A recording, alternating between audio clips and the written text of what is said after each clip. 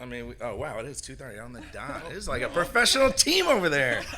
You guys know what you're doing. So let me welcome everyone to our Black Journalism panel. This is hosted by the DragonCon Digital Media Track, which was formerly the podcast track. But as things grow and change, podcasting, it's not just podcasting. You have YouTube, you have Twitch, all sorts of digital media. So we try to represent it all.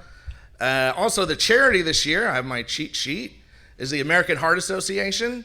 DragonCon is matching up to $100,000 raised during con. So you can text to AHA 2019, American Heart Association, or 44321. I know, money's tight for a lot of people during DragonCon, but whatever you can spare, if you can spare it, help us out there. So, without further ado, I want to again welcome everyone to the Black Journalism panel. But before I do, Charles is back. Everything okay? Yep. You always make me worry when you come in here. So let's get started. I'm going to ask everyone to introduce themselves and tell us a very little bit about themselves. If you are a writer, if you are a podcaster, whatever you do, I want to know about it. So we're going to start down there with you. Hi, everybody. You can hear me right? Well, I don't know. Get a little closer to the mic. Get a little closer to the... Hello? Yes. We good? Yeah. We're good. Okay. Hi, I'm She-Bag Cosplay. I am the co-host of The Blurred View and also the host of The Blurred View After Dark. I'm from DC originally and unfortunately forever, apparently. I can't afford to move. Okay. I got real quick. Yeah. So what's up, everybody? It's your boy Jonathan D'Angelo, a.k.a. Johnny D, and I am the co-host of She-Bad for The Blurred View and also Blurred View After Dark. I'm from Atlanta, but I live in Alaska, so I traveled very far to get here. It was painful. Extremely painful. All right, I got my first question ready, but go ahead before we... Hi, my name is Marista. I am with the Coco Chronicles. We do a podcast, we do YouTube, and we're very heavy on Instagram. I am moderating today's panel. My name is Tony P. Henderson. I'm a podcaster, digital media creator, but it's not about me today, but that's me. Wow, I guess I'm legacy media today. My name is Jesse Holland. I am a race and ethnicity reporter for the Associated Press. I also host Washington Journal on C-SPAN on weekends. And I also teach journalism ethics at Georgetown University and New York University. This Awesome. is very intimidating very fast. Why do you, I'm not going to lie, that's why I started down there. I appreciate that. Yeah. Now, in full disclosure, I was very excited. I got a text that said, hey, we have a kind of a big deal journalist, professional journalist. So just be aware. I was like, oh, that's awesome. And I've been coming to this convention for 10 years. I've been a Blurred for 40. And I am just now recently seeing panels like this, and not only seeing panels like this, but people coming out to them. So I think it's amazing. I think it's awesome. It's just, yeah, seriously, Mike, seriously. But then I wonder, I'm like, man, it took that long, but it did. But we're here now, and so I'm going to turn it over to Johnny, who he suggested the panel, and he went to the director and said, I have an idea for a panel. Here's what I would like to do. And he wrote it up, and it got accepted. So, Johnny, my first question is, what are you doing in Alaska? Right. How'd you go from Atlanta? I have a notice that Atlanta, Aero, Alaska. Well, Alaska is where the Army sends people to die. So we go. I was in the military I was in the Army for 7 years, deployed twice. My final duty station was Alaska, and I decided to stay so I could go to school to be a practitioner. I'm an Army brat. That's how I ended up in Georgia. My dad's last assignment was here, and you end up, like you said, where the Army puts you. Yeah. But more importantly, like I said, you were the one that put in the work and recommended a panel about specifically black journalism. Right. How did you get there? What made you think to do that? Because so I was watching the news. I was already into the Blurred View. We were already doing our thing, reporting on blurred news and happenings and stuff. And every time I watched the news, it was like not to offend anybody, but it was a contradiction. Like whenever a non-person of color would commit a crime, they'd be like this mentally ill, troubled, like very successful youth that just had a bad day, wrong turn. And then whenever a person of color committed a crime, it was this criminal thug, gangbanger, drug dealer, dad abandoned, sociopath. And I'm like, wow, why can't we just have a bad day? Right. Why can't we have a bad day too? Yeah. So, like, what made me suggest the panel was because we as people of color get reported on how we're seen through other people. And since the media is predominantly non-POC based, they're going to report on us however they feel. And so I feel like with black journalism, it needs to be important. It's important because we are able to then write our own stories and our own narratives. We're able to do the research. We understand us better than anybody else. So we know the difference between a criminal and a bad day. We know the difference between somebody who, needs help and needs assistance and somebody who just wants to watch the world burn, so to speak. But nobody's going to be able to write that but us. And that's why I suggested this panel to be able to get that narrative across. I think that's a great reason. Unfortunately, you're right. It is even, last week it's still that whenever it's a non-person of color, there was some mental illness or something. And you mentioned, I don't want to offend anyone. And but obviously no one's up here to offend anybody, but it is a sensitive topic. And, we don't have to skirt and sneak around it. We're here to talk about it. So, obviously don't be blatantly offensive, but we're here to talk about things. So just so everyone knows, we're going to try to talk about it. So what can be done? What do you think we can do to help fix that or adjust that? Or, when I knew I was doing this panel, it had never dawned on me. I looked around. I said, well, there's not a lot of black journalism in mainstream media. Right. So like I said, and I know it's not an easy question you can solve in an hour, but it is open to anybody. What do you think we can do to start moving in the right direction to help encourage that, to help fix it? No. Okay. Well, I personally, doing stuff like this, having an open conversation and talking to each other, if you realize someone in your community needs your support, give them your support. Or if you realize there's a massive issue and you just can't solve it alone, try to get a community group going together. Facebook and Instagram are fantastic for that sort of thing and help support each other. I feel like if we supported each other more and put that out into the forefront and showed people that we're not drug dealers and, felons and things like that, then it would help a lot. We're already doing it a lot, I see, but it's not getting as much attention as I would like. So definitely, if you're doing it already, great, but put it out there, push it to the forefront, try and grab people into your good cause to help spread a positive perception of people of color. And one of the things that we have to continually think about is modeling.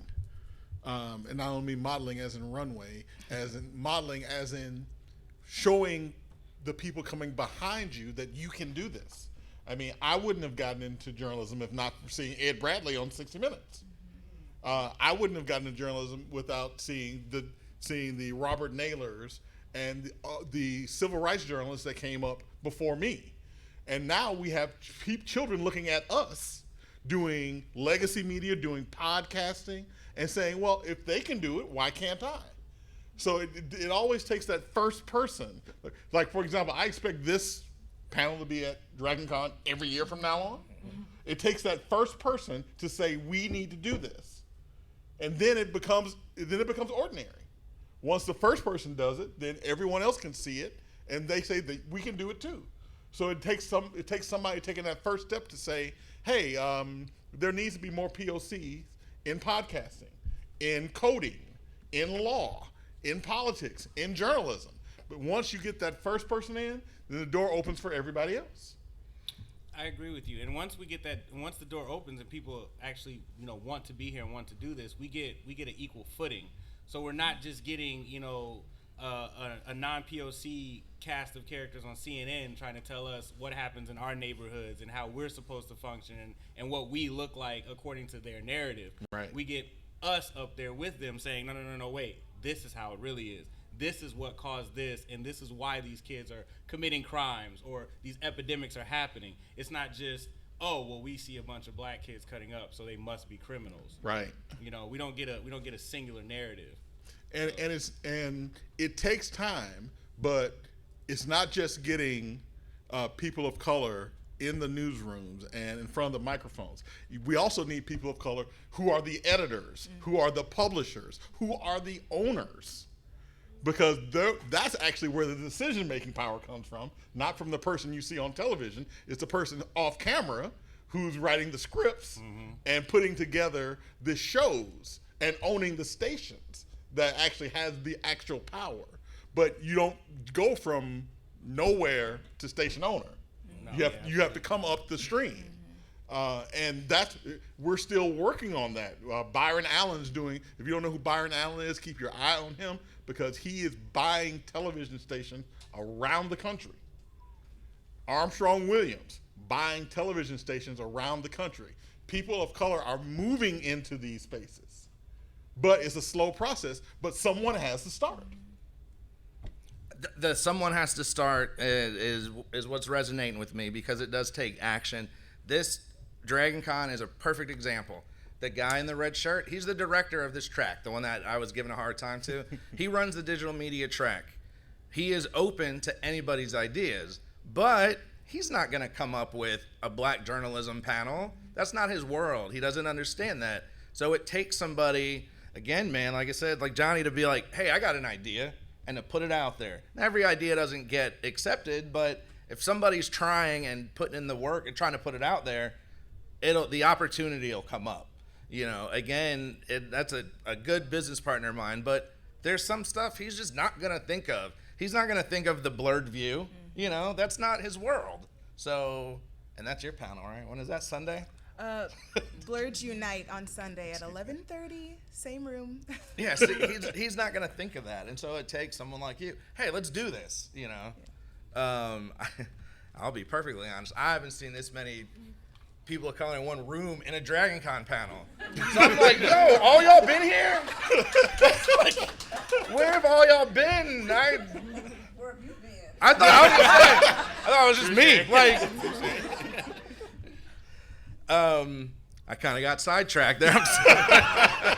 Also, I did forget, the way I run my panels, this is a discussion. So if anyone has anything they want to add. Mike, is the catch box working? Oh, we got it. They'll fix it. We got a top crew over there. So this thing right here is a catch box. It is a microphone in a Nerf in a Nerf cube. You think I'm playing? All right, test 1, 2. We're working. So You tell them, I'll you have to demonstrate. walk it. You can. Yeah, there we go. That's all there is. So this is the catch box. If you have any questions, let us know. We'll get already up front. Look, I didn't even get to finish my sentence. So we're going to throw this at you, and we're going to do a little soft chest pass. Don't hit the ceiling. I did that last year. And again, you'll catch it. I promise you, it's squishy. It doesn't hurt. And you just talk into it right here. Ready? Look at that throw. Look at that throw. That's straight All LeBron. right. Magic. Your Caught question. it to the side too. Yeah, how do you start? I've actually got ideas for a Black artist and creator documentary and art book, and we're also doing a podcast. So it's like, where do you get the ball rolling? Like, first of all, and what sort of topics and angles are we really hurting for in the community? But yeah, mostly like, where do I put my foot down and get the ball rolling? I'll speak on the podcasting part. I did. I've done numerous podcasts. My last one I just wrapped up, but it went 5 years. And what I love about podcasting, please don't knock the camera over, or Charles will never have me back. What I absolutely love about podcasting is it's a very easy entry, very low barrier to entry. We have 2 big sponsors here, Blueberry and Libsyn, that. You know, we don't show favorites. They're both comparable. They're both very inexpensive. And so how do you record and all that stuff? You can find it all online. I don't mean to brush that off. But once you get something recorded, you can get it up and running pretty easy for fairly cheap. Now, the other thing you said was a documentary? Is that what you're... Yeah, documentary, art book, stuff like that. Trying to focus on Black artists and creators. Well, being the only journalist here, documentary, what if you can help answer, how do you think someone would get into that? Maybe small Rent a circuits camera, ask a bunch of people, do you want to be in my documentary? Most people would say yes. Yeah. And that's how you start. I literally took the words out of Good my answer, mouth. yeah. How you start. I mean, and adjust your expectations because you literally can film a documentary from your iPhone. Yeah. I mean, they have stabilizers. You don't need to go out and buy a huge $4,000 camera, but understand that what you're working with. So, I mean, once again, everybody starts somewhere. You do a great documentary from your iPhone, believe me, investors will find you to do the next thing. But if you don't start and you keep waiting to raise enough money to get that $5,000 camera, that's 3 years that you've wasted that you could have already started from somewhere. Now, most of my experience is on the print side. I literally moved into television 2 years ago with C-SPAN, so I'm still learning on that front as well. But from what people who know what they're talking about tell me, literally just start. Everybody, we always wait until things are perfect to want to start. Just start and then move from there. Believe me, a 15-minute documentary done on your iPhone is better than the 3-hour documentary I'm still planning in my head, still waiting on the money to start. So just do it. Yeah, that came up in another panel, and everyone does come back to just do it. And we joked, I said, "Oh, Nike's calling you," but I mean, it's a brilliant slogan for a reason. With podcasting, just again, convention's over on Monday, Tuesday, go home, start recording. And exactly to his point, it's not going to be, these top podcasts, but that shouldn't be your goal. It's just to make it and get it out there. And next year, matter of fact, I'm calling you out. So next year, when you come back to this panel, I want to hear, oh, my show is such and such, such and such. I want to be on your show, so do it. No, by next year, you need to be on episode 10 by Dragon Con next year. Yes. And to answer, not episode 1, episode 10. And to answer your question as far as topics, so within the artist community, it depends on what kind of art. I campaign to cosplayers all the time that their cosplays are art in itself. Oh, totally. I tell them that all the time. As far as like artists, as far as like pen and paper type of art, topics that the community is hurting to cover, the fact that shading, right? So we got a new anime character in Pokemon, Nessa, and there were non-POC characters trying to lighten her skin shade and claim that we've never worked with dark colors before. Well, that in itself is a problem. On top of you trying to lighter shade a dark skinned character. So those are some of the issues, shading and or the caricature of black characters in a stereotypical or racist way. That's also a problem we have. So the categories run deep when it comes to issues, especially when it comes to us. That's the easy part is the issue. Or you can go with the age-old Crayola versus Rosite. Oh, there you go. And I mean, the best topics are topics you're already interested in. I mean, if literally Toni Morrison said, if there's a book out there that you want to read and it doesn't exist, it is your job to write it. If there's a podcast or a documentary that you want to see and nobody else has done it, it is your responsibility to make that thing happen. Everything I write is something I want to read. And I write it because nobody else has yet. And I don't want you to make my ideas. I can make my own ideas. I got that covered. I want to hear what you're thinking about. What's bothering you. Use the example of the cell shading. That's bothering him, but what's bothering you? And stuff you care about and are passionate about. And I'll add, it doesn't even have to be about POC issues. Nope. Just POC creators making and doing whatever you're passionate about. It could, cartoons, anime, video games, whatever you like. You can talk about why sucky artists end up being famous. Wow. Their whole senior year on their project. Came in second, but that's another story. If anyone has questions, or comments, raise your hand. We'll get the catch box to you. Don't be scared. It does not hurt. Anybody before we move on? All right. I could see you wanted to ask. Hello. Hi. Hey, what's your name? Janae Benet. Hey, Janae Benet. I'm an esports journalist, and my background is journalism and all that fun stuff. And I just remember Nike is a thing, you just do have to do it. And you were like, oh, if you make a documentary, people will find you and stuff like that. And I think that stuff is great. That voice probably sounded really like, oh, blah, blah. I didn't mean to be sarcastic. No, but, it's fine. I made a player profile on a black girl gamer, Cuddlecore. She's like huge in Tekken and stuff like that. And I remember being like, okay, I gotta make these. And like I made them and I sent them everywhere. And it's like the quality wasn't that great because the audio wasn't super great. So I'm just wondering, like, I guess a better example would be Issa Rae got picked up by Pharrell after she was doing like a couple of her episodes and stuff like that, and then the quality jumped up. So I'm trying to figure out, like, even though my quality may not like jump up a lot, can you still like see the talent through like Yes. the really People bad sure notice the quality? potential. Yeah. Okay. Yeah. I've watched plenty of awfully shot. Like they were saying earlier, on an old iPhone or just whatever they had. Some people still have like old camcorders. It's the what you put into it that really helps it shine through. If you make sure that it's well executed and you're doing your best to put your best representation forward, then it'll get recognized for what it is. Okay. I think a high quality, boring piece of content will get turned off before a low quality, entertaining content.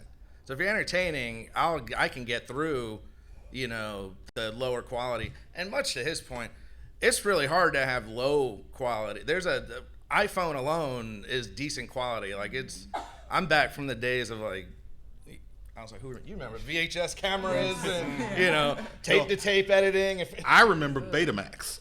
Oh, yeah, all right. You got me there. So I think technology's at a point where anything you do will have a good floor of quality. And as you get into a hobby, again, I do podcasting and streaming. The more I get into it, I'll allow myself, okay, I'll spend a little more money. But exactly what he said, don't wait, because now you're just waiting. Yeah. Oh, till I get a better camera, better phone, better this, better that. And you're not creating. And keep in mind, frankly, shaky cam became a genre with like Blair Witch Project, Super 8. Yes. I mean, you can make what you have work for you. I mean, you can pretend like I was doing this on purpose. The camera's moving because I wanted it to. The audio is bad because I was going for a certain genre. But I mean, the one thing I have to say with like any project, just don't wait. I mean, because every opportunity you have to say yes to something, say yes to it. You can always go back and say no. No, I didn't really want to do a podcast. No, I didn't really want to do a documentary. But there are going to be few opportunities in our lives where we have a chance to say yes. If it's something you feel like you need to do, say yes to it and move forward. Worry about everything else later. Can I tell you a secret? The Blurred View is on episode 50. And this is the best quality we've ever had in an episode today. I've recorded people like on the phone, like I've called them on the phone. Most of our episode interviews are over Skype, and I have like my mic set up, and the mic is like between me and the computer, and the mic picks up them and me. And so this is the best quality I've ever had on an episode. But we're on 50. You know what I mean? Mm-hmm. So just if it's like going on YouTube, right? And you get bored one day and you're sitting on the toilet or whatever, so you pull up Chris Rock's old stand-up and you have like Chris Rock in this like is oddly Comedy specific. Well, you get bored. I mean, like, Alaska, I guess, right? Yeah. You got Chris Rock on like Def Comedy Jam in the 90s, and then Chris Rock on Netflix. And even though the quality's changed, the content is classic because he just does what he does and he does it well. So it's more you than it is the quality. 2 questions. It's funny you say that. So do you feel like at a certain point in time when you you're not as gritty or as grimy as you used to be, that you've grown up and you've went from that whole telling jokes and the back streets like Kevin Hart, and now you're all big and your jokes aren't as relevant anymore? Do you feel like as artists like you grow up that they lose a lot of the touch to the streets like they used to have? That's a given. A lot of times, I mean, it's like when you grow up in a certain neighborhood, like say you grow up in the hood, they always say you can't ever go back, and you just lose touch with stuff, and it's not intentional. As much as you try to like be like, oh wow, that's real messed up, that happened, this happened. Everybody's looking at you like, well, what you know about it? You living up here in the suburbs or wherever you are, you don't know nothing about what's going on down here. And then you, as a person, feel like maybe I can't talk about this stuff anymore because I'm not experiencing it anymore. But you also can't let that stop you either, because it's important. I agree. I used to live in Atlanta. I live in Alaska now, and I came back and I didn't know how to get home. Like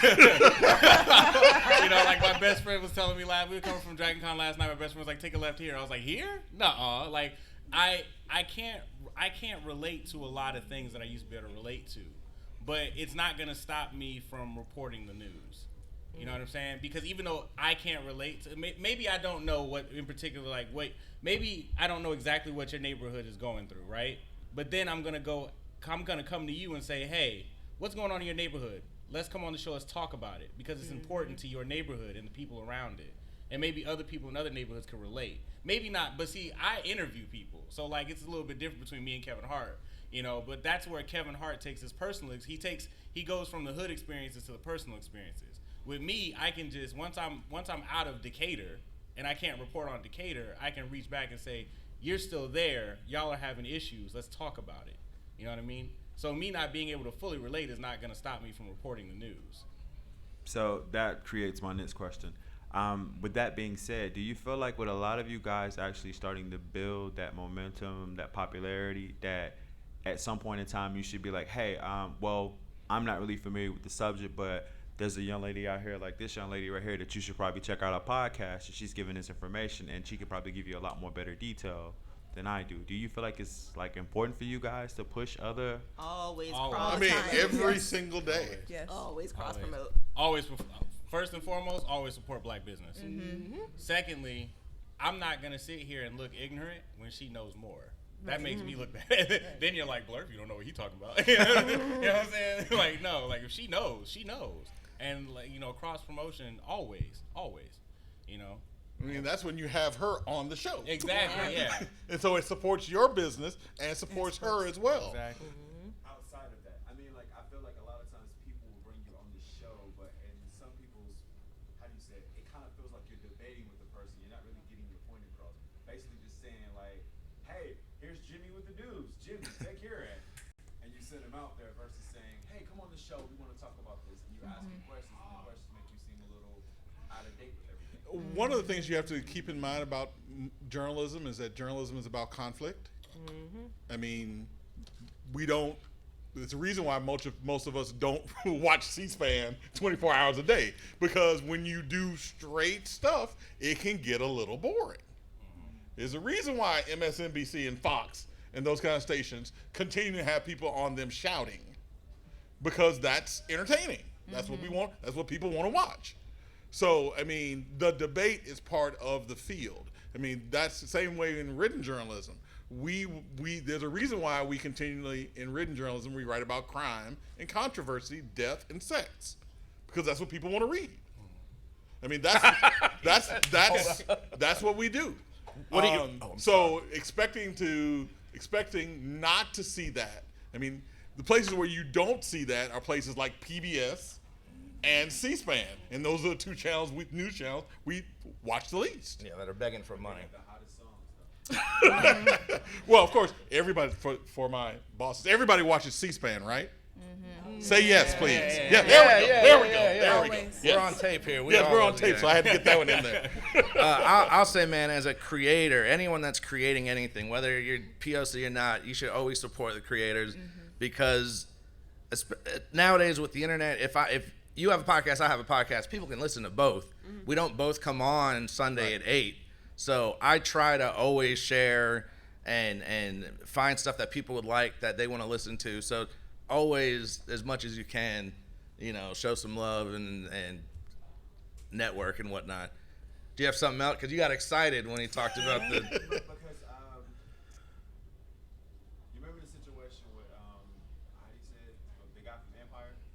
Yeah. A lot of people, as soon as stories like that break, they hop on them the same day. How much time do you think you should give a story to fester before you comment on it and give your reviews, or do you feel like you should hop on it as soon as social media? It depends on what form of media you're in. Yeah. Yes. Like with the Blurred View, Jesse Smollett, that had nothing to do with us. Like that was like Empire, Fox, that was not like to me that wasn't blurred enough for me to actually care. So like during an episode, I cracked a joke and moved on. Like that was literally the extent of that. You know what I mean? But maybe for him that might be something different. But for me, I was like, oh, okay, yeah, that sucks. C-SPAN does not care about Jesse. I don't know. Like that wasn't. And that's a total entertainment story. So in my job as race and ethnicity writer, it does not rise to the level of something I would spend time on.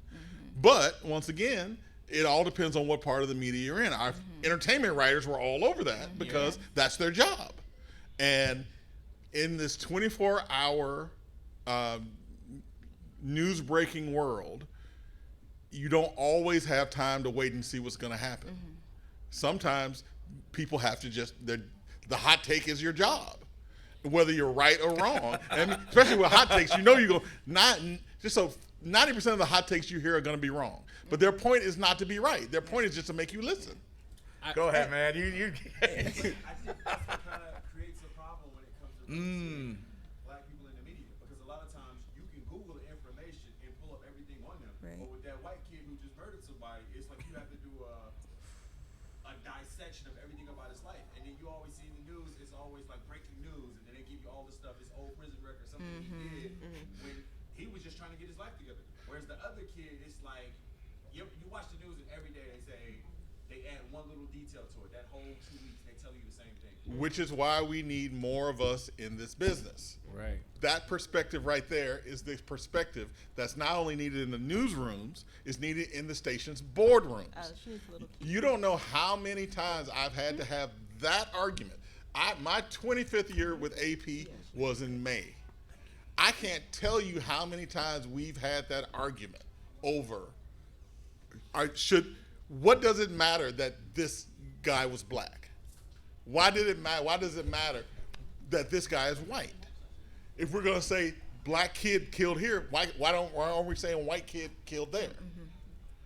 I mean, we have this argument all the time, but if we're not in the room, nobody's gonna speak up. You're gonna lose that argument. You're gonna lose. You're gonna lose the argument because you're not there to make it. Argue, yeah. So I mean, and one thing that I always tell people about journalism, believe it or not, they listen to people who call. They listen to people who email. They listen to people who write letters. They read that stuff. If they're doing something you don't like, tell them. You are the customer. So they want to keep you. If they're doing something you don't like, call and tell them about it. I'm not saying call and cuss them out or anything. That moment everybody calls Fox News. Yeah. But if you don't tell them, they don't know they're doing something wrong.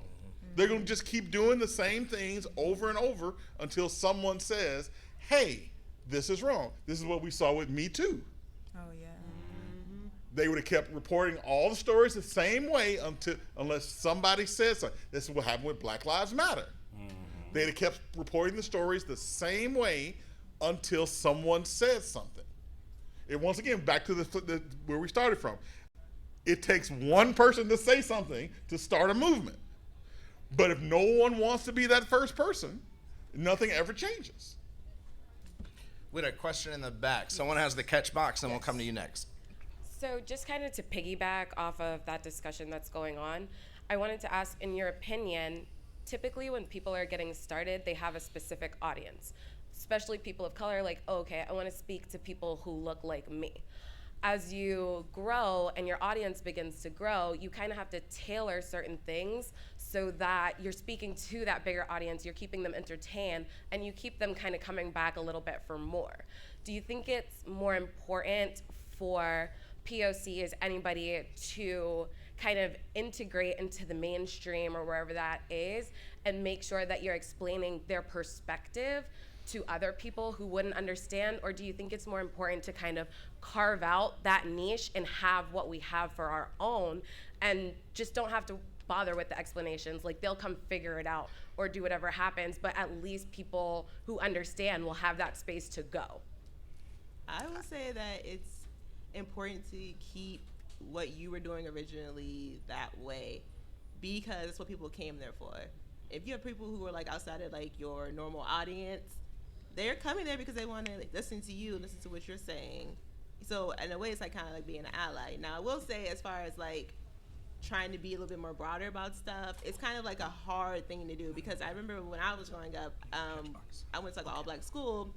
You know, we had like a handful of white kids, and they would always try to like have these very like black specific themes for the dances and stuff. And I'd be like, well, we can't have like go-go as our theme because the white kids don't know about go-go or whatever. So they were like, we ain't got to worry about them. Like, well, they go to school here. And that started a whole thing.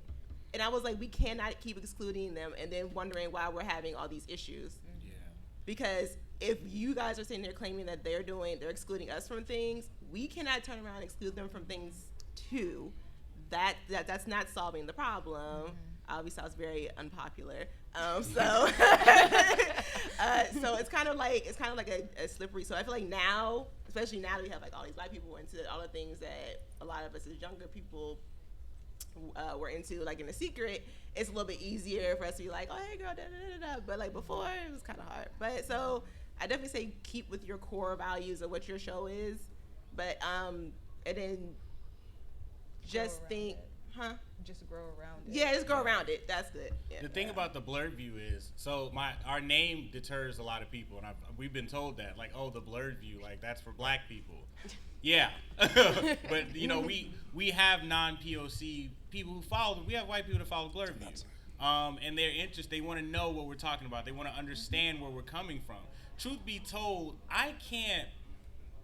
It's not like in my mind. The problem is I started with us. Mm-hmm. I'm going to finish with us. Mm-hmm. I can't, no matter how hard I try, I don't think I could tailor the Blurred View any other way, because my thing is this: no matter how much I try and pander and cater to everybody, they're either going to accept you or they're not. No matter what the message is, no matter how I portray the message, you know. So I'm going to keep with Blurred View, you know, a Blurred's view, and hope that people can say, you know what, let me see what this group of people are really about. What's this community about? What's this culture about? You know, in the hopes that they actually, you know, accept us. You know, I'm not on my show, you know, saying just outlandish stuff about white people and non-POC people in general. You're not being a hotep. But yeah. But at the same time, I'm not trying to cater to everybody either, because the issues that I speak on are issues that affect my people. And we're here in this panel because we don't have enough of that as it is. So for me to then go from, you know what I'm saying, like, for me to go from this to, you know, a CNN type show, you know what I mean? I feel like I'd have to turn my back on my core audience in order to accommodate to everybody else, and that's not okay either. Please, go ahead. To piggyback off what they're saying, unless like a lot of people in your audience are asking you to cover a specific thing, unless it's passionate to you, you're in no way obligated to cover it. Or you could just cover it in a way that suits your point of view or that fits into the aesthetic that you've already built. It's okay to grow and to expand your topics, but like they said, just keep it 100. Keep it the way that you had it, because that's why I came to you, because I like what you're doing. Change it how you see fit. I mean, we talk about hentai. That's an everybody topic, right? I mean, You're welcome. You know. One of the things you have to keep in mind is that that every space isn't for everybody. I mean, you might want the bigger audience, but it might not fit what you do. I mean, we saw this happen with Jemele Hill. I mean, his and hers was great. And it was exactly what they wanted to do. They then tried to move to a different audience with Sports Center 6. But that audience wasn't for them because they continued to do the exact same thing they did before, and it didn't work out. I mean, it worked out for Jamil great because she has this great gig now. But she's doing the exact same thing she was doing on His and Her. But when they moved to try to get that bigger audience by turning it into Sports Center 6, it didn't work out right. So I'm a fan of the whole dance with Who Brung You. I mean, everybody wants as wide an audience as possible. But the second you forget your core audience, you're basically reinventing yourself on the fly. And that may or may not work. This is one reason why I'm fascinated. Eddie Murphy is going to be hosting Saturday Night Live. Yes. Yes. And we're all remembering the Eddie Murphy that was then. Yeah. How is he going to reinvent himself for hosting Saturday Night Live? Was it 34 years later? Yeah, 35 years later. And it's like, that's not even, I was watching Raw, and that ain't Eddie Murphy now. In the restroom, in the restroom, and that's not okay now. You know what I mean? Like, that's, he has to like, because I want Eddie Murphy. Right. You know, right. But we're not going to get Eddie Murphy.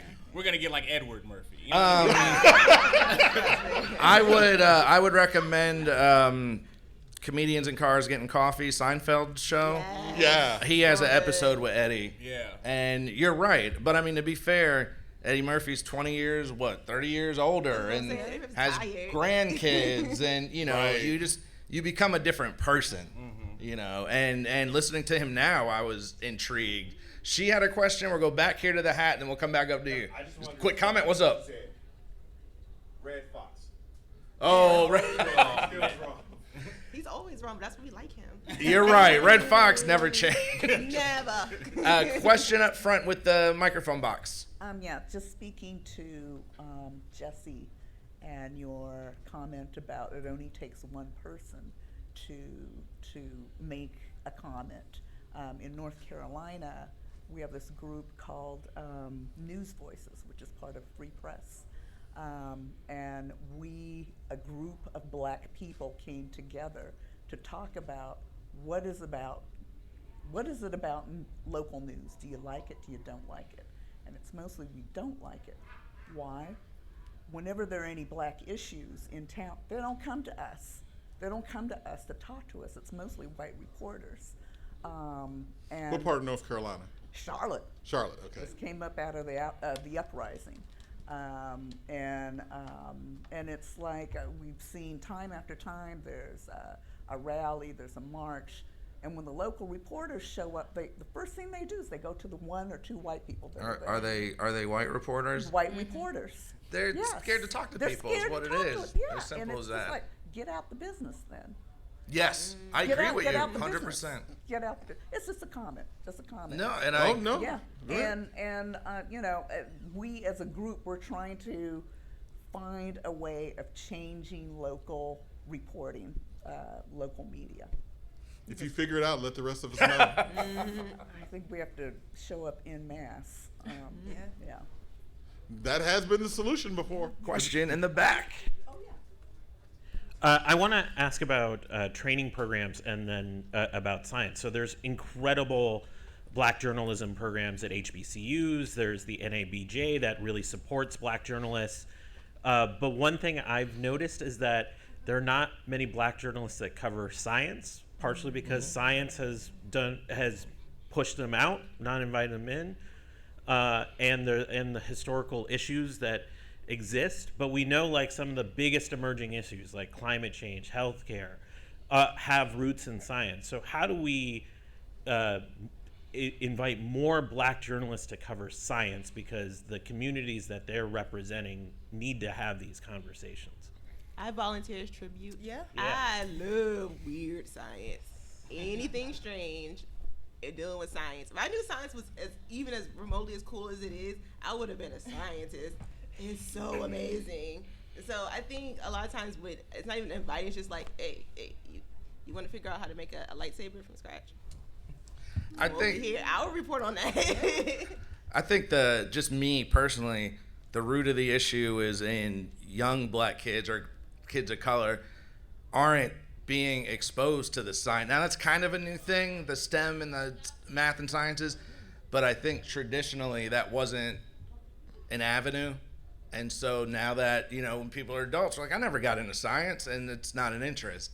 So for me, I think it starts with, children are the future, all that stuff. But seriously, I mean it. Like getting kids into science, getting little girls into science, getting everybody into science. And then hopefully through time we'll have, women reporters on science, people of color reporters on science. I'm not going to lie, I was shocked. You say esports. I said, what? Are they even doing that? People of color in esports?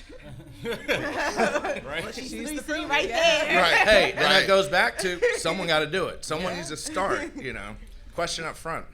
Okay, so in the last few years, especially with Black Lives Matter and all the other things going on, I've seen a lot of Black reporters or podcasters or whatever who are reporting on these things, and they'll be on social media, and they get in Facebook jail or whatever is jail. Mm-hmm. And I'm wondering if you guys have experienced that. What do you do about it? Is there anything we can do about it? I know you, Mr. Jesse, probably have your editors and whatnot. And whether they slow you down or not, I don't know, because it's journalists and you have to go through editors. So, any answers? Well, I will tell you on the journalism side of my life, I stay away from social media as much as possible. I mean, honestly, because the two journalistic organizations I work for, they are quicker to fire you than to praise you for social media. So I spent my first journalism class at NYU was last Monday. I spent 30 minutes of a 2.5-hour class telling these future journalists to stay off of social media, because a lot of us, we think we're comedians. We're really not. And we think we're saying something that's snarky or funny, when in reality it's just stupid. And once it's on social media, it's there forever, no matter how much you try to delete it. And so, as a journalist, I tend to not tweet unless I'm doing something that I'm really, really, really, really, really, really, really proud of. Otherwise, all you're gonna see on my social media feed is my kids. They can't fire me for that yet. But to answer your question, I have had several friends who are journalists talk about race and ethnicity issues on Facebook and Twitter and find themselves blocked all of a sudden. In fact, my friend Avis Joan DeWeaver just had this happen to her like last week. And she was talking about the 1619 Project. She was praising it. And all of a sudden she found herself kicked off of Facebook. She called and protested, and they changed her 1-week suspension to 1 day. But once again, if something like that happens, you have to speak up, speak out, because there's some faceless person somewhere who is in charge who won't know that people are upset about it if we don't say anything. Right. There's a whole movement of writing right now around race and technology that's in its infancy. There are more and more people who are writing about it. And plus, by the way, since I brought it up, I have to go ahead and say this now. We are seeing a resurgence in Black journalism right now behind the 1619 Project, behind the Atlantic's great story about how African Americans lost land in the South. If you haven't read it, go find it. ProPublica did a similar story with 2 African American men in South Carolina who were thrown in jail for 9 years for refusing to leave their rightfully owned land so it could be developed. Right. Yep. Black journalists are out there doing the work that we have not been allowed to do for years because the media thought that Americans wouldn't read it because they didn't consider us to be Americans. Right. We weren't their audience, so there was nobody who would read that stuff. Now you have people who are breaking through those glass ceilings, people who are doing podcasts. We're now getting the chance to talk about the things that we talked about at home, but never out in public. Now we can do it, but I have to say, it's incumbent upon us to support these things.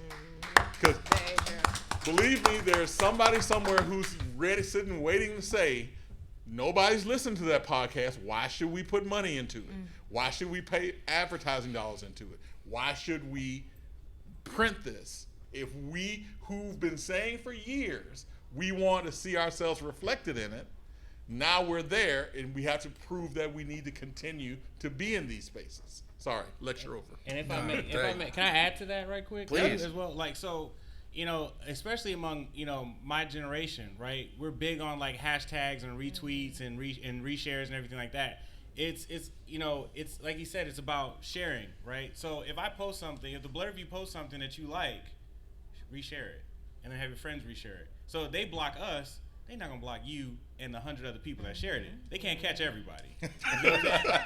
There's too much effort in that. You know what I mean? So it takes that. You know, if you see something that one of us said and you liked it, hey, run this and run that story, because yeah, they'll catch us at the source, but they're not gonna catch the 1,000 other people. If Beyonce can tweet something and 1 million people retweet it in like 10 seconds, then black journalism should be able to have the same, if not more, reach. Right. It's just about us putting in the effort to support our own. Put to everyone's points. Put in the effort to make it. Put in the effort to support it. That's really it. That sounds pretty easy. What's up? I just feel like a lot of times when you are trying to support it, and even if you post it on like group pages, like now every group page has like these strict ads. You're right. They don't let you post anything. It's like when you're posting something that's positive and has a message, it doesn't get it. But if it's a half naked chick and she's like, "Hey, we selling hot dogs," it's like she gets 1 million followers. Well, send me that one. But my wife is not watching. Okay. Tom in the back. I'm very curious to hear Tom Cochran from Blueberry. Throw it. Can you throw? Can we get the mic to the back? Go ahead. We're gonna do this together. Teamwork. You hit the pivot. Boom. There we go. So as a podcaster, you guys are all talking about being deplatformed, locked out, censored. I'm just telling you, with podcasting, the great equalizer is a website that you own, a .com, having your own control of your own RSS feed, and no one can close you out. No one can shut you down. No one can take you off the air. You own that. Now, unless the domain provider takes you down, which that doesn't happen. Even Alex Jones, who we all can say, ugh, right? Okay, so he got took off Apple, he got took off all these other places, but his show's still online. So if he can stay online and put his filth in online, we can put a message out that's positive, getting information out there, and get our opinion so that if some censor somewhere says, let's take this off, with podcasts, you can't be taken down. It's just the power of podcasting is the freedom of RSS and the real simple syndication that, you know, you control that. They can't take you down. And Tom, thank you for being here. He's, like I said, for those that don't know, as a podcaster, I know his name, but he's big wig at Blueberry, invented Blueberry. I don't know. But serious, I mean this, like, serious podcasting business here, and he's here to listen to this panel. So that's awesome to me. Thank you for being here. What's up, man? My bad. No, you're good. So is it weird that like a lot of you guys cover cons, but is it really hard? Because I've noticed that every time I've applied for cons, like every year, I got approved maybe once. It's so hard for like black groups to get approved for media passes. You have no idea how much we jumped up and down. We found out. I literally thought Dragon Con was gonna ignore my entire request, and when he emailed, like we and her were talking, and I seen the email, and I was like, this is spam. I was like, there's no way they approved this. But as far as media coverage, because I feel like there's not a lot of black groups that get media coverage when it comes to these events. No, you're right. No, you're right. No, you're right. You're right. It's hard. I mean, I went to the first WakandaCon in Chicago last year, and as a member of the media, but I was there as a guest, I couldn't believe that there were no TV cameras there. I mean, none. This year they had They did have someone show up. A camera. Okay. I mean, Better than none. once again, you have to understand who they think their audience is. If they don't think their audience cares about a subject, they're not going to cover it. And part of it is because they need to know that we're watching. I mean, a lot of times they don't. The squeaky wheel gets the grease. Yeah.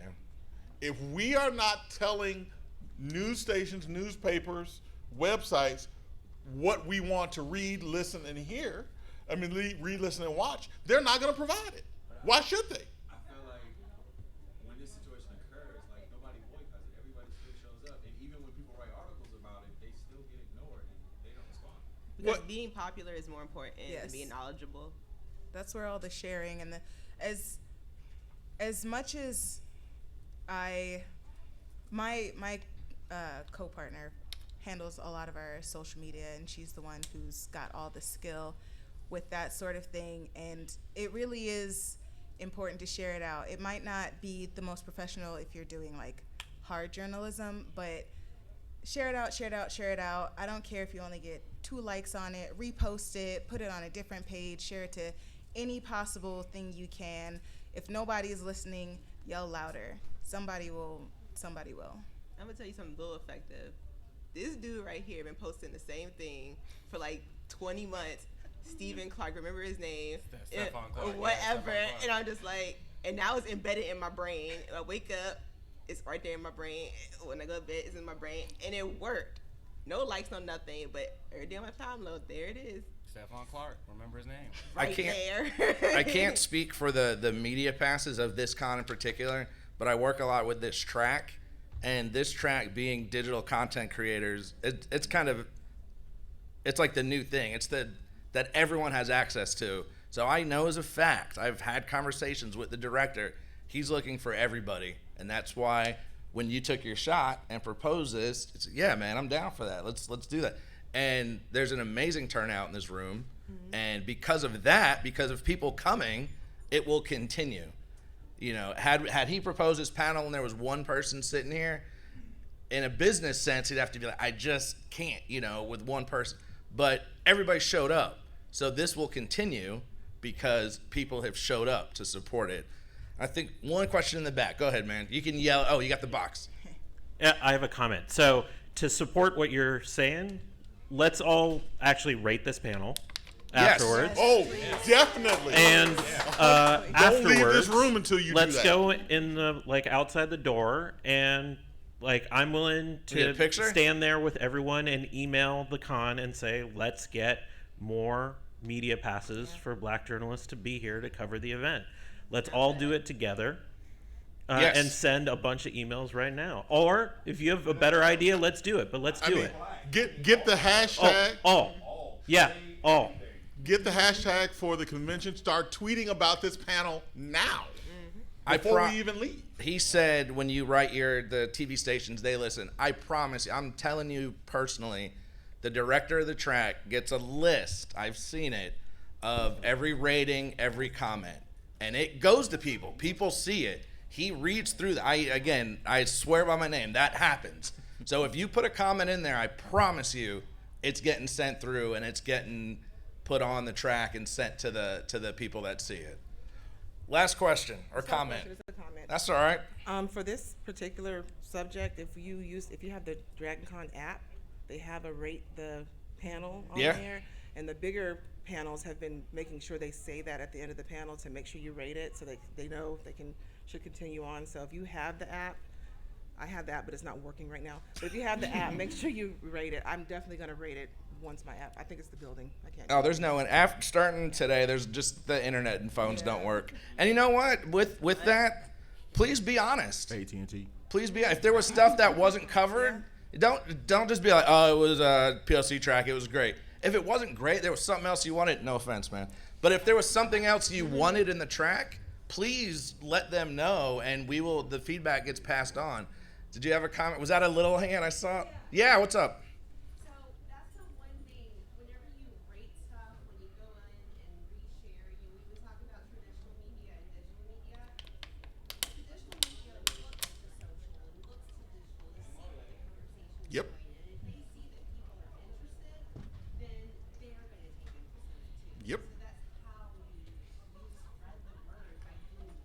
Why do you think so many of us in the traditional media have written about Popeye's fried chicken sandwich? It's the memes. It's the memes. I wish this panel should be. We're out of time.